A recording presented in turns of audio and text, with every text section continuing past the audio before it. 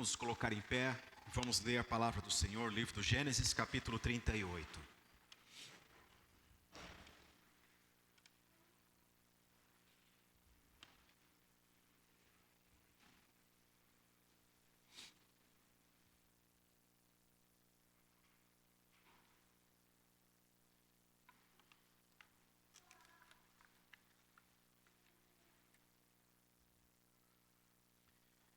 Livro do Gênesis, capítulo 38.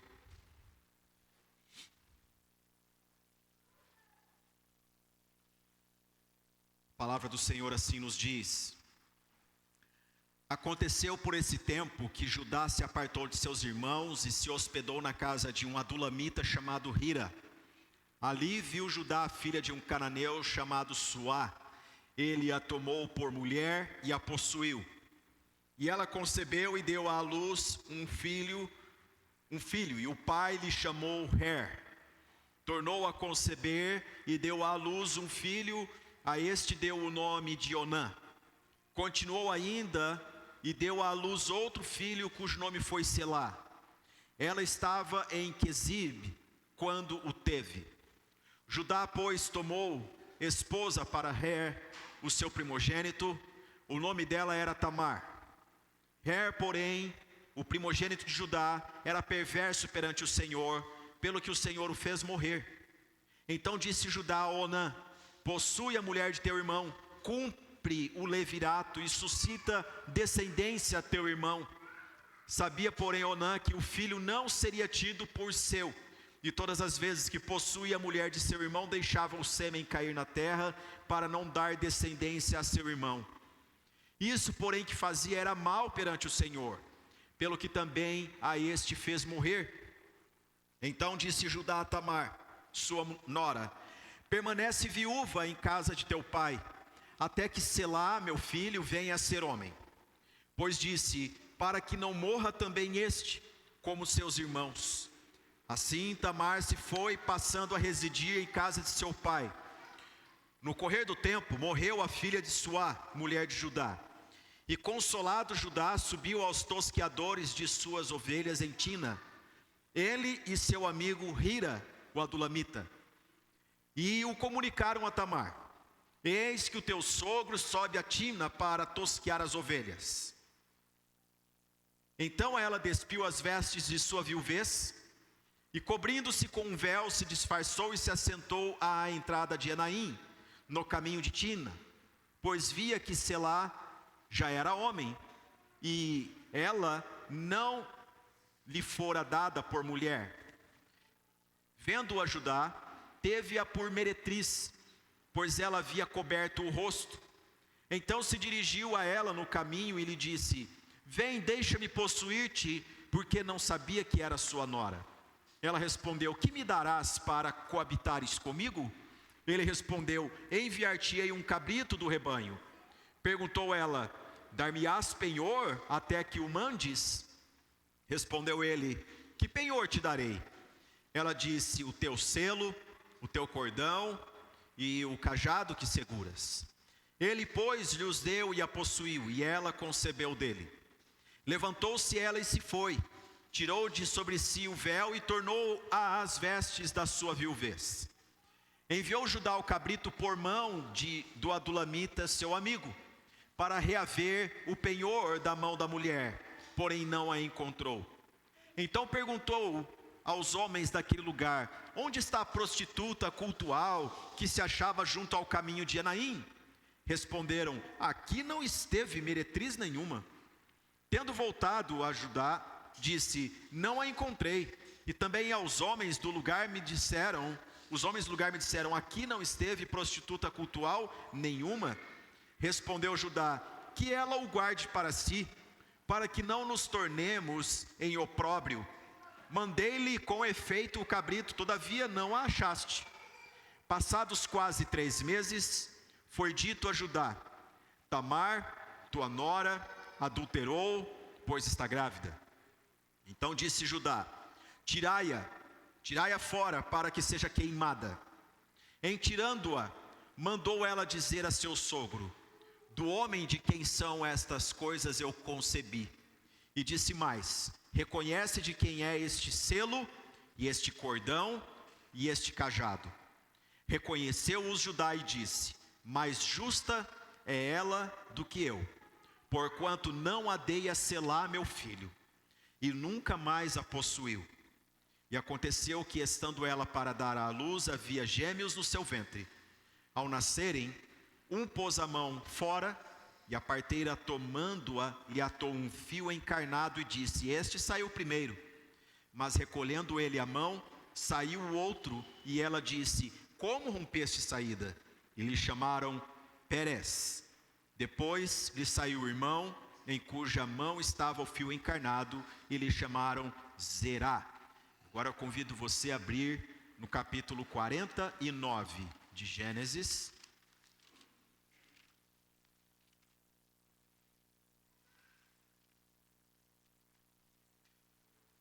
Gênesis 49, versículo 8.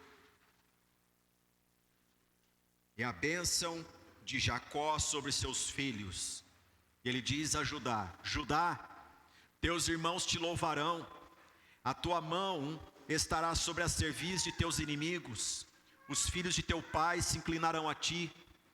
Judá é leãozinho, da presa subiste, filho meu, encurva-se e deita-se como leão, e como leoa, quem o despertará?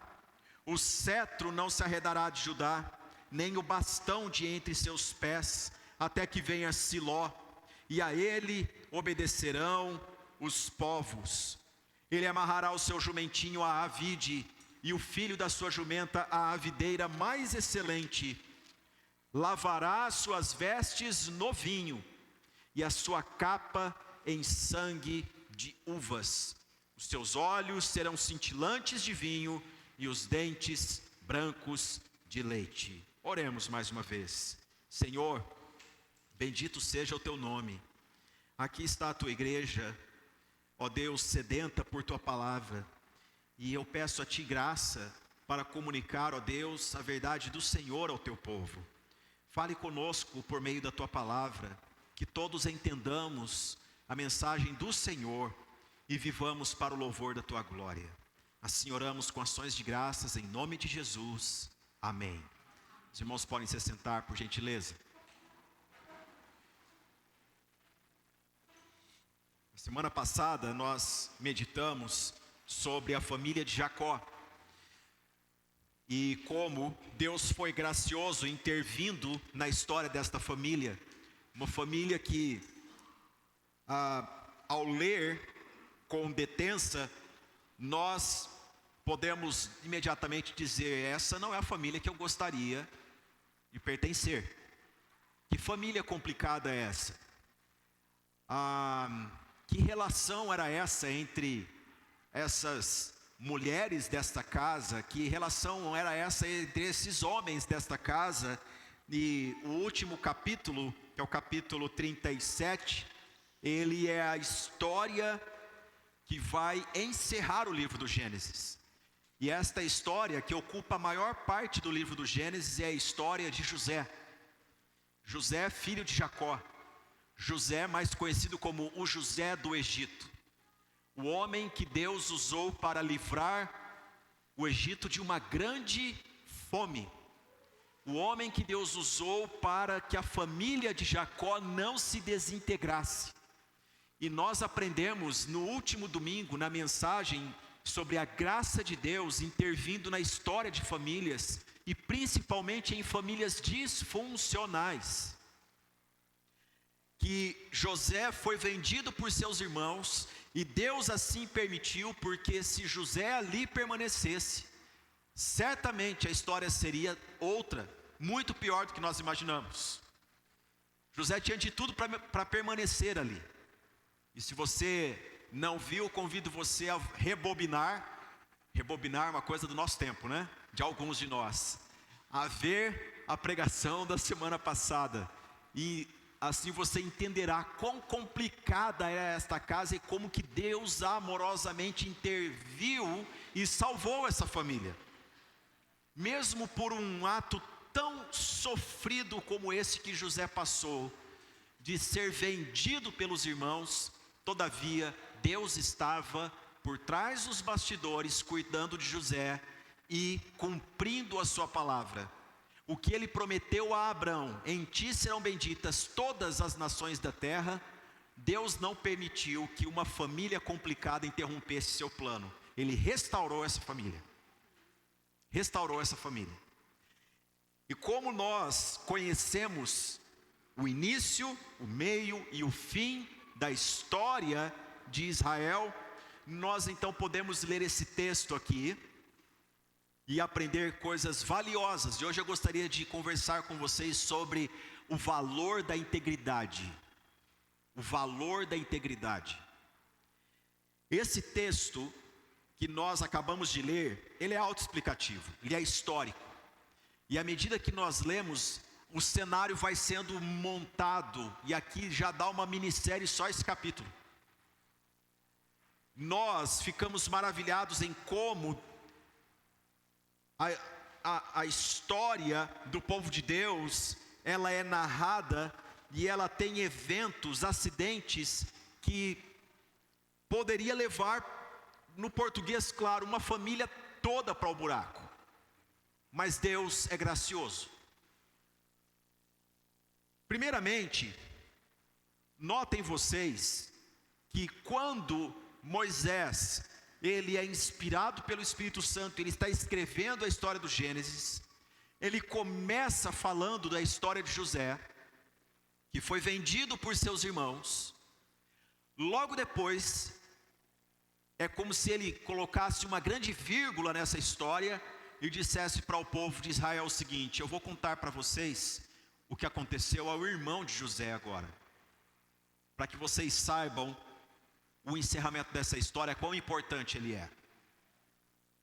E ele nos diz: à medida que a família de José, ela é uma família pastoril, uma família que está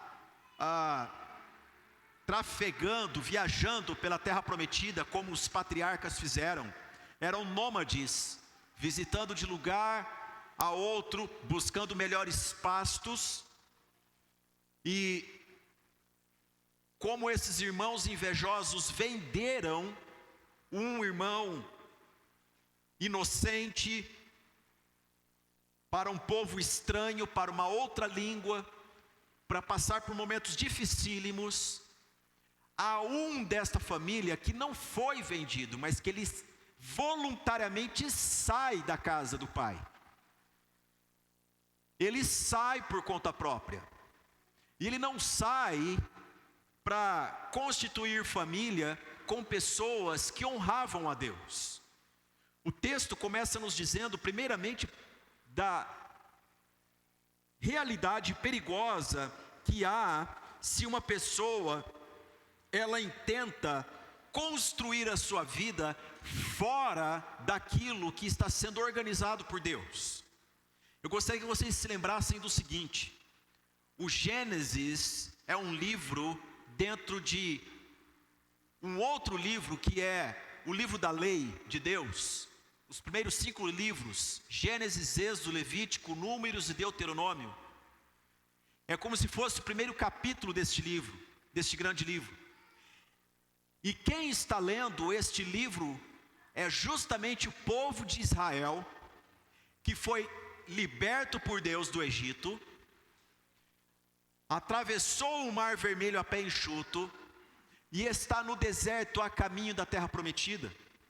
E à medida que eles estão sendo guiados por Deus, eles vão vendo tribos à direita, à esquerda, eles vão vendo cidades constituídas no horizonte, mas Moisés está ensinando o povo: Deus está nos levando para a terra que Ele reservou para nós.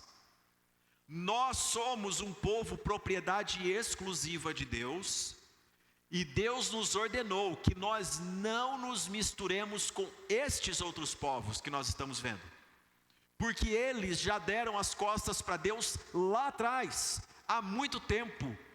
Virá juízo da parte de Deus sobre eles. Não vamos corromper a nossa família nos misturando com esses demais povos.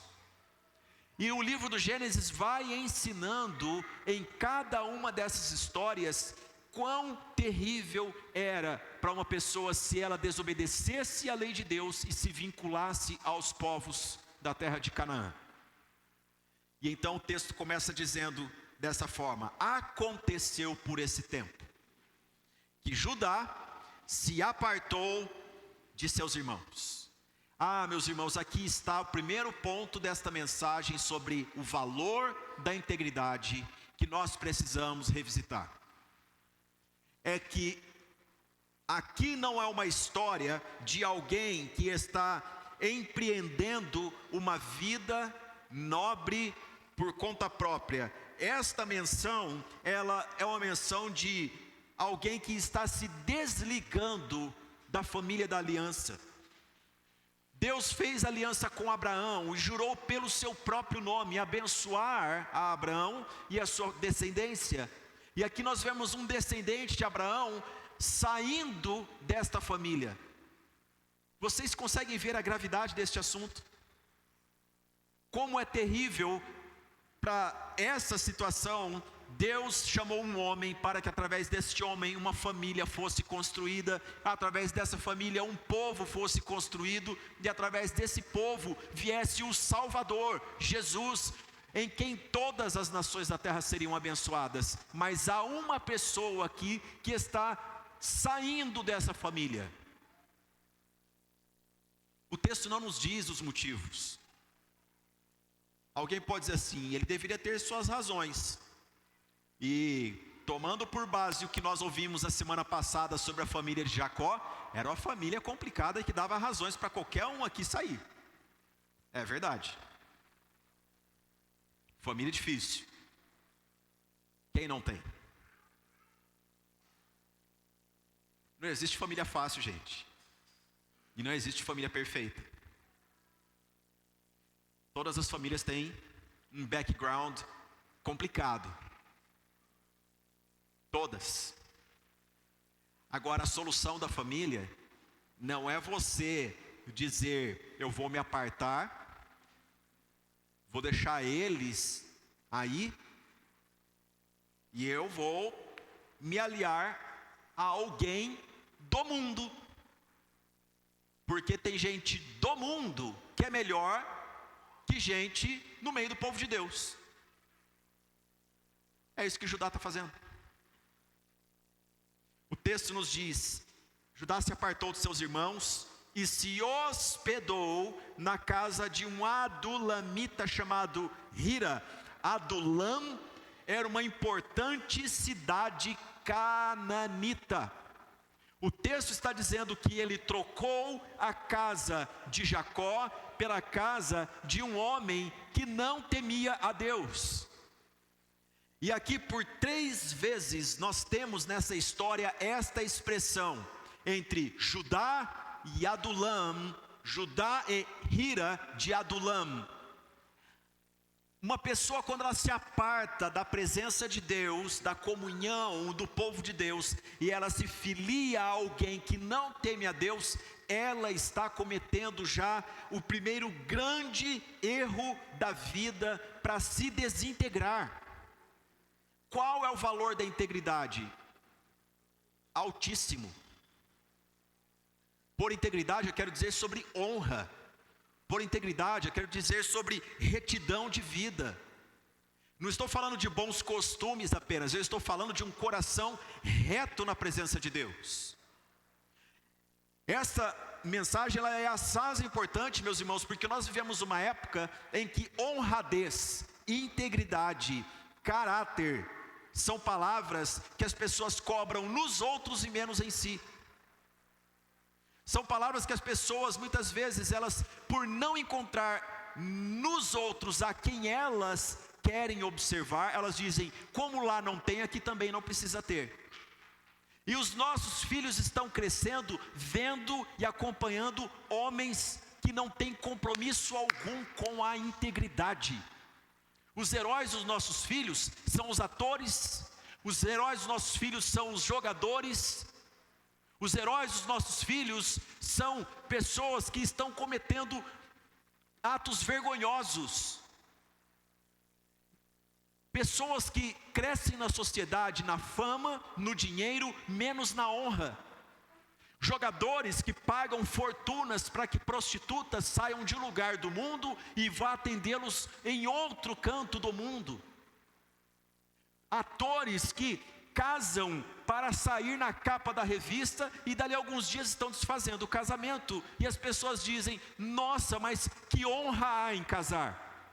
Eu, como pastor, eu ouço coisas semanalmente do tipo: eu estou pensando em ficar solteira. Ou eu estou pensando em ficar solteiro. E isso me preocupa. Sabe por quê? Porque você foi criado por Deus e constituído por Deus com uma natureza que ela faz com que você busque alguém, busque a outrem. E quando você se modela segundo o mundo, isso não quer dizer que seu corpo não vai desejar alguém, que as suas emoções não vai procurar alguém. E aí o que acontece? Há um padrão mundano entrando dentro da família cristã, que é: quando der vontade, eu procuro alguém. Mas eu não preciso me casar com alguém, eu não preciso ter relação de uma relação familiar com alguém, não preciso constituir família, não preciso casar como os outros, porque quando der vontade eu me uno. E a integridade vai se esfarelando, e esses padrões estão dentro da igreja. Nós precisamos ler a Bíblia em casa e trazer a integridade para o seio da família. Porque sempre haverá um cananita como Hira, preparado para hospedar um filho nosso, se ele desejar sair de casa. Sim ou não? Sempre. Para cada filho nosso que diz para um amiguinho seu: nossa, não estou concordando com a mamãe, não estou concordando com o papai, tem um amiguinho dele dizendo também: tem um quarto vazio na minha casa. E aí? Como que nós lidamos com isso? Para cada filho que diz: minha família é complicada, existe um Hira, um cananita, já com um conselho pronto. Só que hoje em dia o conselho não é apenas de: venha hospedar na minha casa. O conselho, ele chega de outras formas. Eu vou tocar alguns pontos pastorais aqui. Uma das coisas que mais me entristece é quando um adolescente está em crise e ele busca conselho num amigo seu, e o amigo dele fala uma bobeira como essa: você já pensou em mudar de sexo? Já ouviu isso? Tem irmãos aqui que são da área do ensino e eles também enfrentam essa dificuldade. A amiga vai chorar com a outra e a outra então começa a fazer incursões para arrastar esta sua amiga para uma outra preferência, e é isso que o mundo está oferecendo. São os Hiras, os cananitas que estão à volta. Judá se apartou dos seus irmãos e se hospedou na casa de um adulamita chamado Hira. E ali, versículo 2 diz, está assim na sua Bíblia? Ali, onde? Onde ele hospedou com o seu amigo adulamita. Judá viu a filha de um cananeu. Não tem como, ele não vai ver uma israelita lá no meio. Ele vai ver a filha de um cananeu, chamado Suá. Ele a tomou por mulher e a possuiu. E o texto nos diz que este homem, ele, juntamente com esta mulher, constituem família. E olhe só, ela concebeu e deu à luz um filho, e o pai lhe chamou Her. Tornou a conceber e deu à luz um filho, a este deu o nome de Onã. Continuou ainda e deu à luz outro filho, cujo nome foi Selá. Ela estava em Quezibe quando o teve. Agora vocês imaginam, Judá, que era filho de Jacó, que era neto de Isaac, que descendia do patriarca Abraão. Ele casou com uma cananita e teve quantos filhos? 3 filhos. Até aqui tudo bem, nada demais, constituir uma família. Só que o texto nos diz, pelo comportamento dos filhos, que essa família não temia a Deus. Não temia a Deus. Não temia a Deus. Muitas pessoas evitam ler esse texto, mas é a palavra de Deus e não deve ser evitado. Nós devemos ler, refletir, pois é a bendita palavra de Deus. O texto nos diz que o primogênito, ele era perverso perante quem? O Senhor, pelo que o Senhor o fez morrer. Não nos dá explicações. Onde a Bíblia se cala, nós não precisamos de explicações. Esse homem, formado por Judá, não era gente boa. Não era.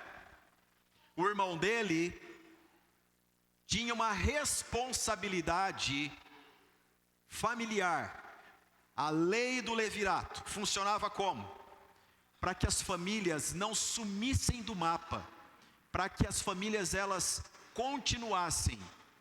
Quando um irmão viesse a falecer, o outro irmão suscitaria descendência à família casando-se com a cunhada. Isso era o costume da época. Um costume dos tempos antigos. A mensagem nesta prática cultural, e que depois vai ser autenticada no livro de Levítico, era para que a família não desaparecesse. Família é importante, é isso que o texto está dizendo. A família não pode se desintegrar. Então, o irmão casa-se com Tamar.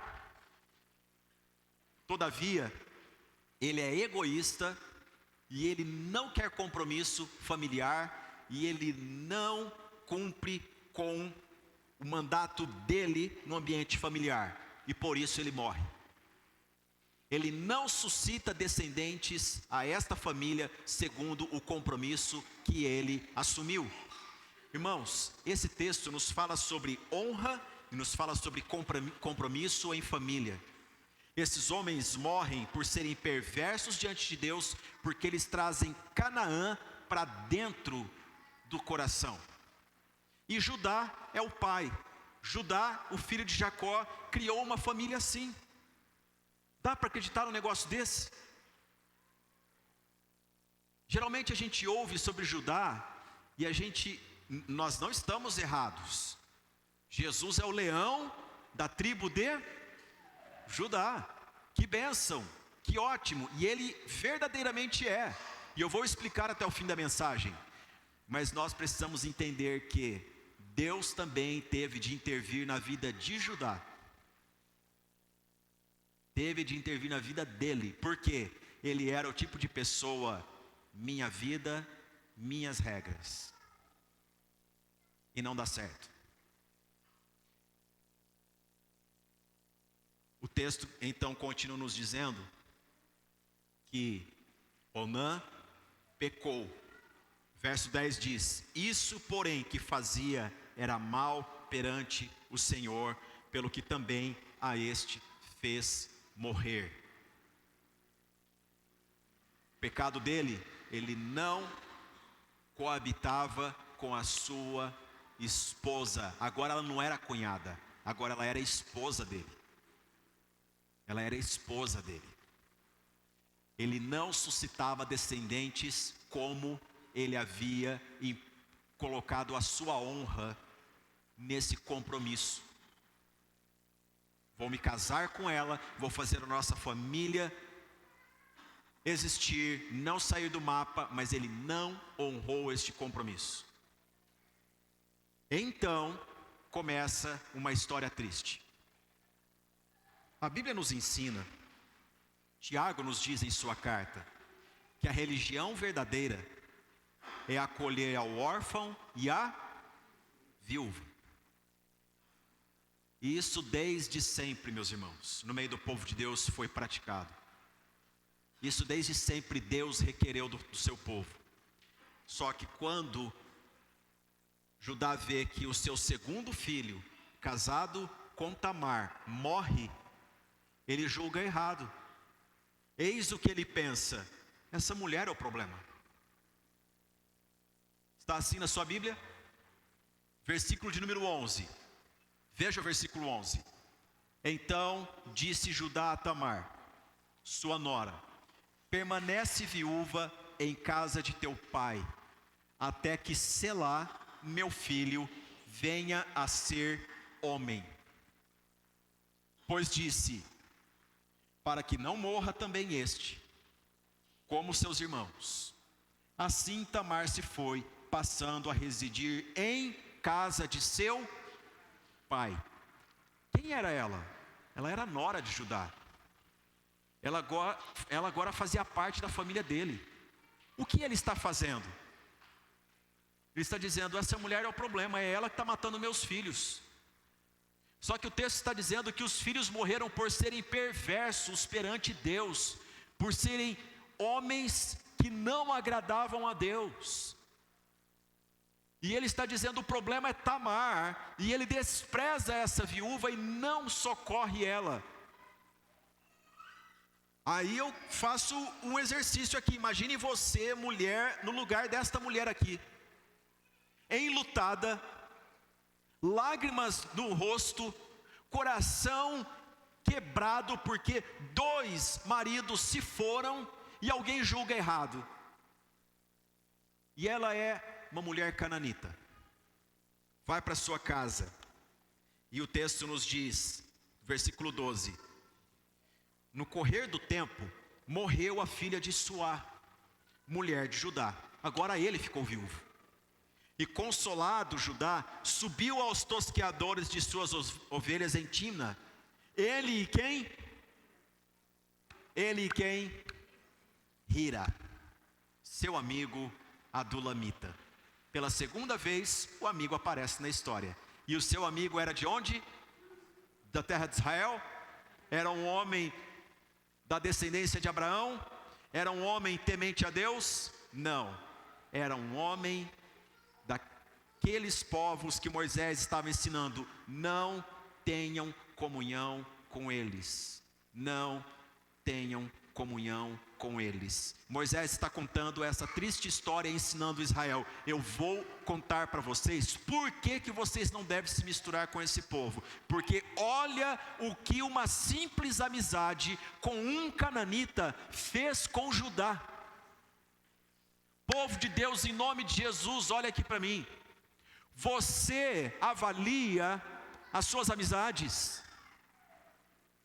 Você é uma pessoa que valoriza a integridade sua, o seu nome, o nome da sua família? Você é alguém que pensa com quem se relacionar? Porque não existe relacionamento que não influencie você e sua família.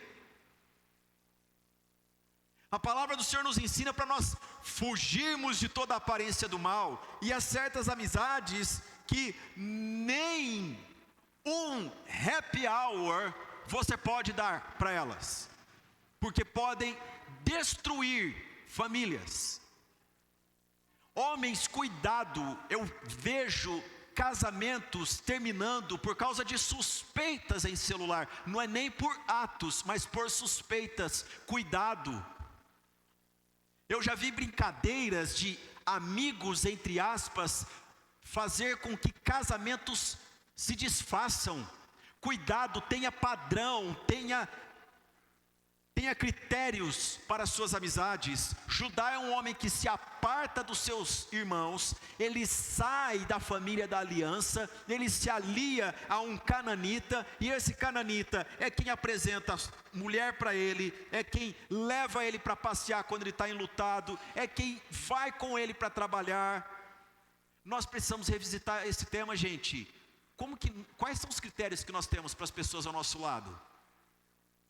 O fato de você ser um cristão não quer dizer que você aceita todas as pessoas próximas a você. Você tem que ter critérios. Você tem que ter critérios.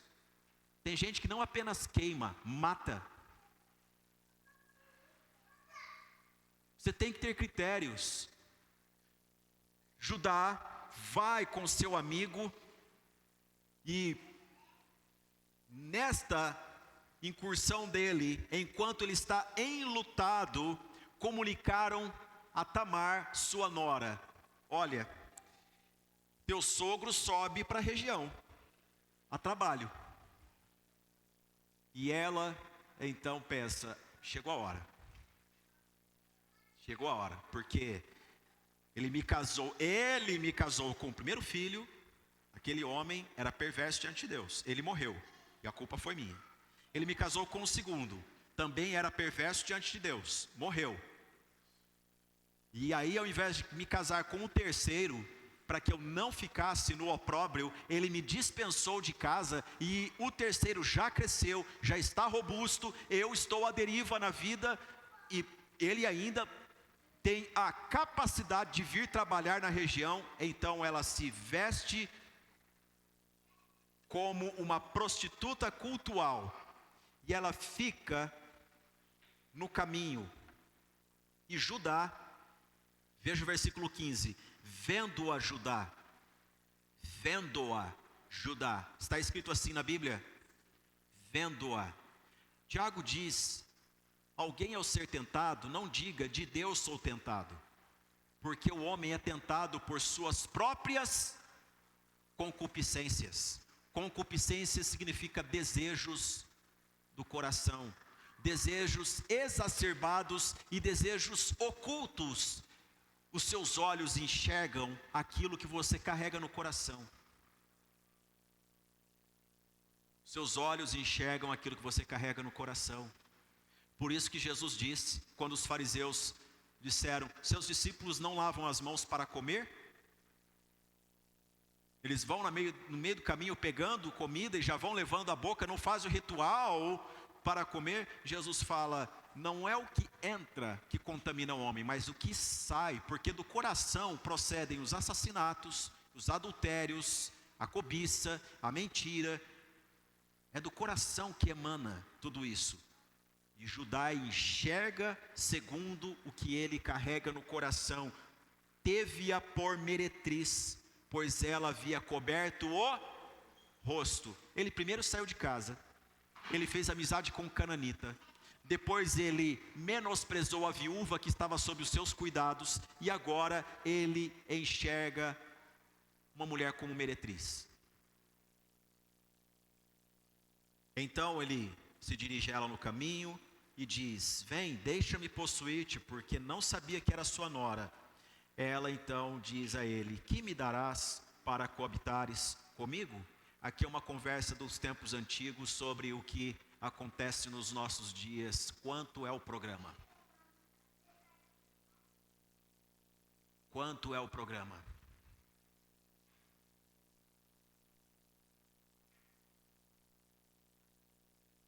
Eu sei que nossa mensagem ela vai para a internet, e eu, como mensageiro de Deus, eu devo dizer isso.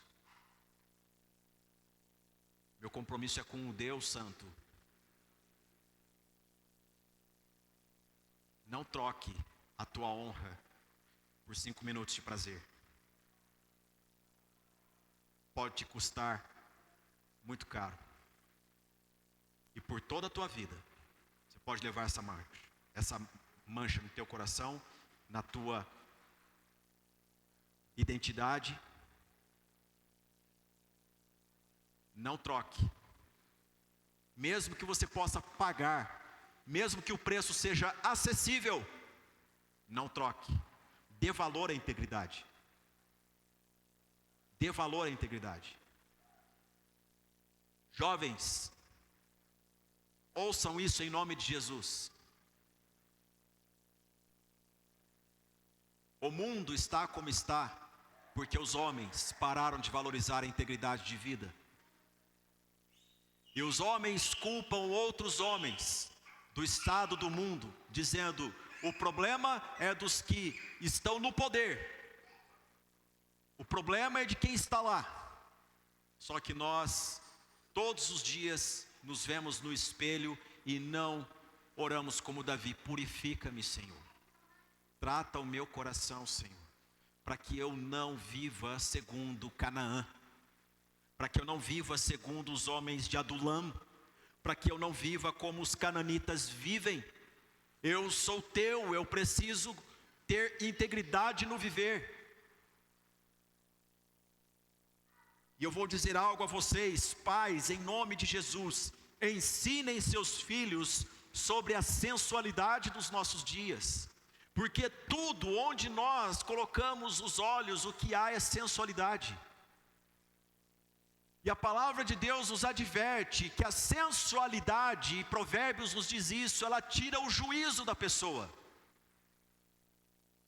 Sensualidade deve ser praticada por um casal casado. Segundo a palavra de Deus, a mulher para com o seu esposo e o esposo para com a sua mulher, e só. O que passar disso procede do maligno. Mulheres, vocês podem ir para uma loja e as roupas que são oferecidas para vocês são aquelas, mas saiba, é você e a tua honra que determina o que é a roupa e não o contrário. Porque pela cultura, você também será amiga de Hira, o adulamita. Tudo nos leva para isso, o fluxo todo é esse. Pais, ensinem seus filhos que sexo é bom, e é bom porque Deus criou. Viu Deus tudo quanto havia feito, e era tudo muito bom. Deus criou o sexo seguro, e o seu nome chama-se casamento. É ali. Nossa, que mensagem cafona, é mensagem bíblica. É mensagem bíblica. Pais, ensinem seus filhos sobre a honradez que há em preservar-se para o casamento. Ensine sua filha a guardar-se, ensine seu filho a se guardar. Mesmo que você tenha experimentado no mundo e depois de salvo você conheceu pela Sagrada Escritura que Deus se importa com a pureza do nosso corpo e Deus valoriza isso, mesmo que você não tenha tido, hoje você pode ter. Você pode ensinar a tua família a esta boa escolha. E gente, por experiência eu digo para vocês, nesses 21 anos de vida pastoral, não existe nada melhor do que um casal crente em Jesus se guardar para o casamento e dizer: louvado seja Deus, porque nos guardamos, porque eu não desconfio dela e nem ela desconfia de mim. Agora, terrível coisa é receber um casal no gabinete pastoral que diz: não confio nela, não confio nele. Por quê? Porque o mundo aculturou a prática sexual e essas pessoas, elas jamais terão confiança nessa área um no outro. Nós precisamos trazer a família para a palavra de Deus. O problema de Judá não está nos olhos, não está no objeto, está aqui dentro. Você vê o que você carrega no coração. E o que ocorre é que ele pode pagar. Ele diz: eu vou mandar um animal. Era a moeda da época. E ela diz: que garantia que você me dá disso? Qual é o penhor? Versículo 18: que penhor te darei? Ela disse: o teu selo, o teu cordão e o cajado. Aqui eu tenho que parar um pouquinho para a gente meditar nisso. Que selo é esse? Esse selo era um pequeno cilindro que as pessoas, os homens importantes, carregavam pendurado no pescoço por um cordão ou uma corrente. Esse pequeno selo, ele é até hoje encontrado pelos arqueólogos, porque ao fazer contrato as pessoas tomavam esse selo e rolavam na argila e deixavam a mensagem contendo o seu nome, o clã que pertenciam, a importância que havia no seu nome. E Judá, ao conversar com Tamar, ele se compromete em deixar o seu selo com ela. Você daria sua senha do banco a uma garota de programa? Jamais, né? É isso que Judá está fazendo. Você daria a certidão sua, da sua casa, seus bens, à mão de alguém? Aqui nós temos uma lição. É um homem doando tudo de mais importante de si por causa de alguns instantes de prazer. Irmãos, o remédio para o luto, o remédio para quem está triste porque perdeu o filho, por quem perdeu a esposa, o remédio para quem está trabalhando demais, não é o sexo barato, não é o sexo que se compra, não é o que vem de graça, é uma vida de integridade. A Bíblia nos ensina isso desde o princípio. Então ele entrega nas mãos dela o seu selo, o seu cordão e o seu cajado, que era utilizado para tosquear, mas principalmente um sinal de autoridade, era um bordão de autoridade, em cuja ponta também havia ali a sua insígnia, o seu selo. Com este cajado ele também poderia mostrar que ele era o Judá, o descendente de Abraão, e fazer negócios em toda a terra. E ele entrega o seu RG, a senha do banco, a sua certidão, tudo que há no cartório ele coloca na mão dessa mulher como garantia por causa de alguns instantes de prazer. E eu pergunto a você, você faria isso? Você diz, eu não, Deus me livre. Pois é, mas o mundo ele vai nos levando cada vez mais para este ponto, porque ele vai ensinando a nós o seguinte: tudo que você precisa é prazer. Tudo que você precisa é prazer. Você está cansado de tanto trabalhar? Tem um pouco de prazer. Você está cansado com os problemas de enfermidade na família? Dê valor a si, saia um pouco, tenha um pouco de prazer. O seu casamento está em crise? Desfaça ele. Alguém vai te dar prazer. A sua família está pesada? Tenha prazer. Só que Deus nos mostra um outro caminho.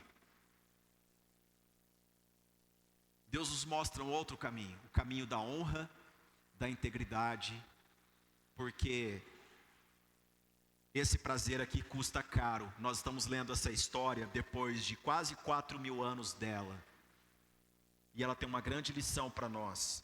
Veja só, o versículo 20 diz: enviou Judá o cabrito por mão de quem? Do adulamita, seu amigo, para reaver o penhor da mulher, porém não a encontrou. Esse homem Hira, ele vai até a cidade com o animal, e ele pergunta: onde está a prostituta que aqui fica? Porque eu tenho um negócio a terminar com ela. E as pessoas da cidade dizem: o quê? Prostituta? Aqui não tem. Não tem essa pessoa aqui. E ele bate de casa em casa, ele pergunta na praça: onde que ela está? Não, aqui não mora nenhuma não tem disso não. Não tem. E ele volta para Judá e diz: Judá, eu andei por toda a região e não encontrei, disseram que lá não tem. Ele pensa: quem sabe ela mudou, mas fiz minha parte, você mandou o animal, não mandou? Então que ela não nos faça passar vergonha, não venha exigir depois, porque você foi, eu sou testemunha e nós nos testemunhamos esse caso aqui. Está resolvido, vida que segue. Vida que segue. Judá e o seu amigo cananita levando para longe da família da aliança, para longe da família de Deus. Então chega uma notícia a Judá: Judá, temos um problema na família. Que problema? O problema é que Tamar, a tua nora, adulterou. O verso 24 nos diz que Judá, sem pestanejar, ele emite já um juízo peremptório, nem consultou nada, já sai da boca dele: tira para fora para que seja o quê? Queimada. Não é vou interrogar, não é o que aconteceu, não, traz aqui para queimar. Outra coisa que eu gostaria de dizer para vocês: quando uma pessoa se aparta da presença de Deus e ela busca viver os prazeres do mundo, ela não deixa de ser moralista. Ela não deixa de ser moralista. Ela condena o pecado do mundo, ela condena o pecado dos outros, mas ela não trata nela.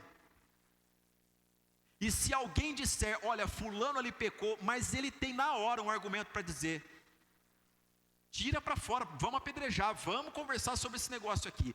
tem que queimar. Uma pessoa dessa não pode ficar no nosso meio. Então, quando chega Tamar, ela diz, versículo 25, do homem de quem são estas coisas eu concebi. E disse mais, reconhece de quem é este selo, e este cordão, e este cajado.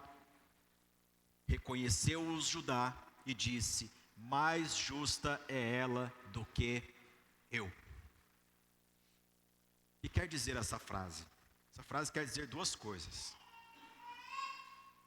Primeiro, é que Tamar, ela fez o que fez, como nós dizemos, uma arapuca para cercar Judá.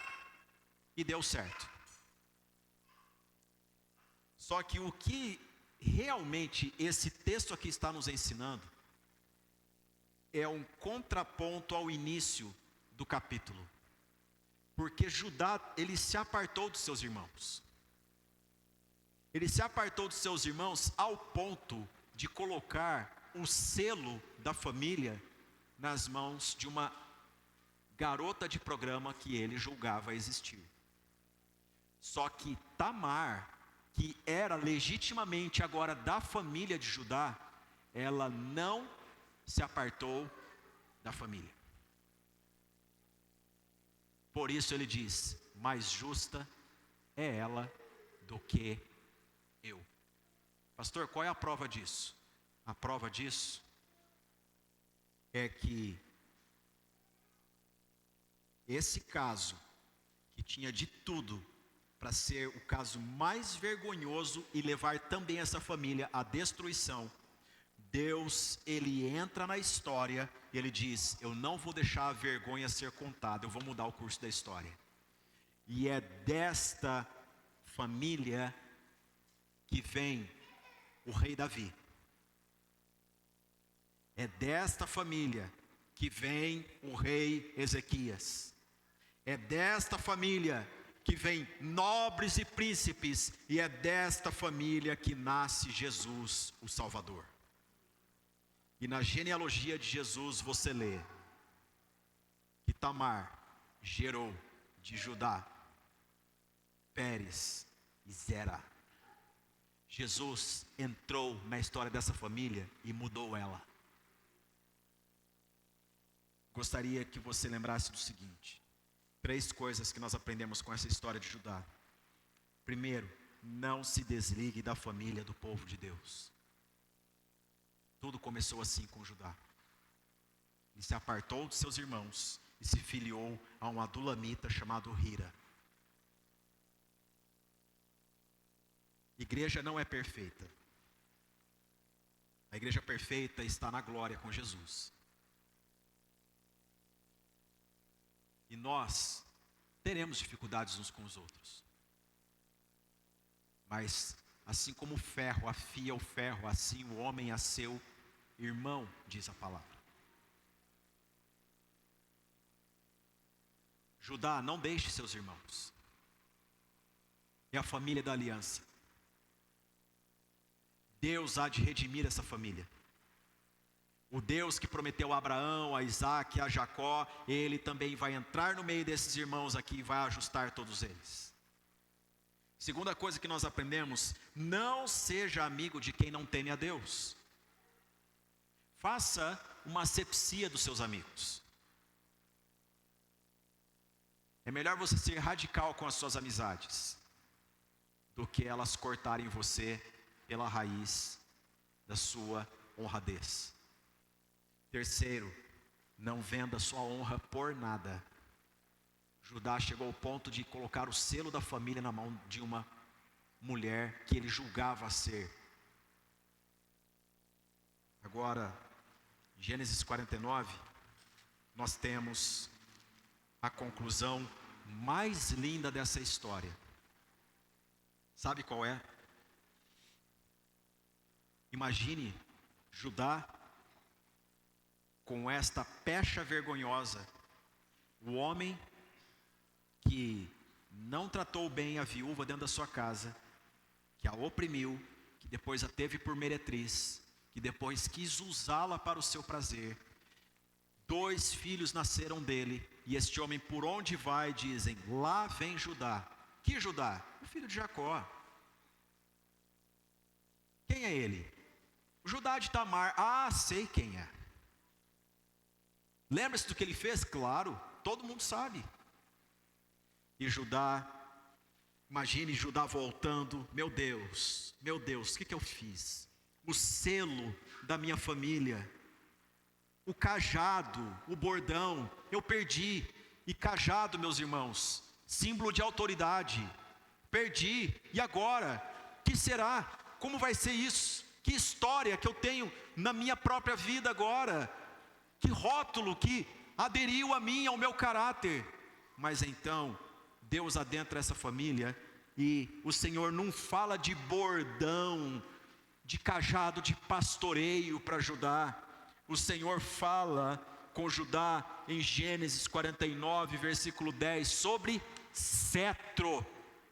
Cetro, instrumento real que apontava para pessoas, pelo poder que era dado por Deus. Diz: o cetro não se arredará de Judá, nem o bastão de entre seus pés, até que venha Siló. A palavra Shiló em hebraico significa o enviado, ou seja, Judá, creia, porque Deus enviará aquele que há de redimir a tua vida e a história da tua família. Em nome de Jesus, saiba que o livro mais maravilhoso que há na história das famílias é a Bíblia Sagrada, porque é o livro da redenção, é o livro que fala como Deus adentra ambientes familiares disfuncionais, complicados, e Deus muda essa história. Deus muda toda essa história. Hoje, quando nós falamos a palavra Judá, em qualquer cultura da face da terra, as pessoas se lembram desta frase: leão da tribo de Judá. Quem é ele? Ele é aquele que é louvado lá no Apocalipse, nesses termos, porque Deus entrou nessa história e redimiu ela. Deus pode fazer o mesmo na tua família. Não há família complicada demais para Deus. Não há pecado imperdoável para Deus. Talvez você esteja ouvindo essa mensagem pensando: nossa, eu manchei a honra da minha vida e da minha família. Mas há redenção. O Senhor pode mudar a história. O Senhor pode mudar toda essa história. Eu convido vocês a se colocarem em pé e nós vamos orar juntos.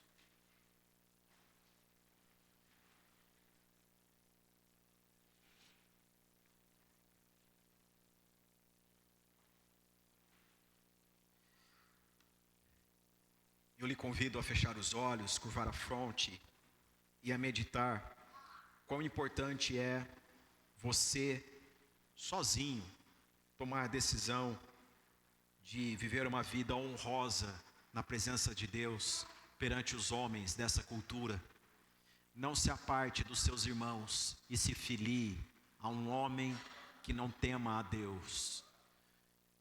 Uma pessoa que vai te apresentar outras que à vista podem ser maravilhosas, mas que na verdade podem manchar tua honra.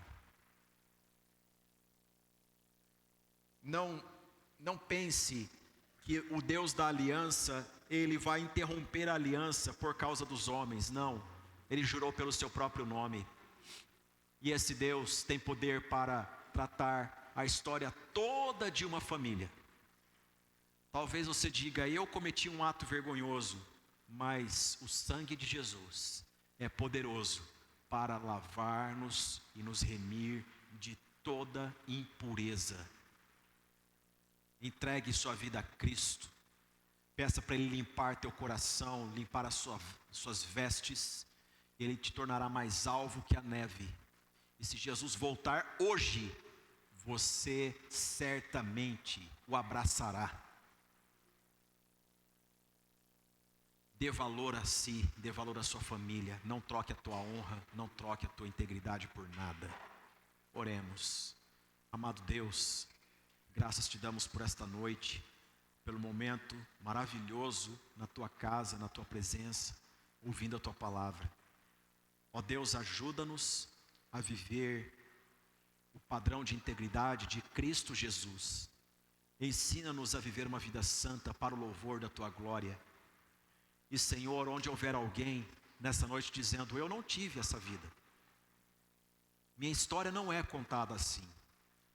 Tua palavra nos diz de que em Cristo as coisas velhas se passaram e tudo se fez novo. Que haja uma nova vida neste lugar, para muita gente, para muitas histórias serem contadas. Onde houver um Judá culpado, que ele se lembre que o Senhor intervém na história.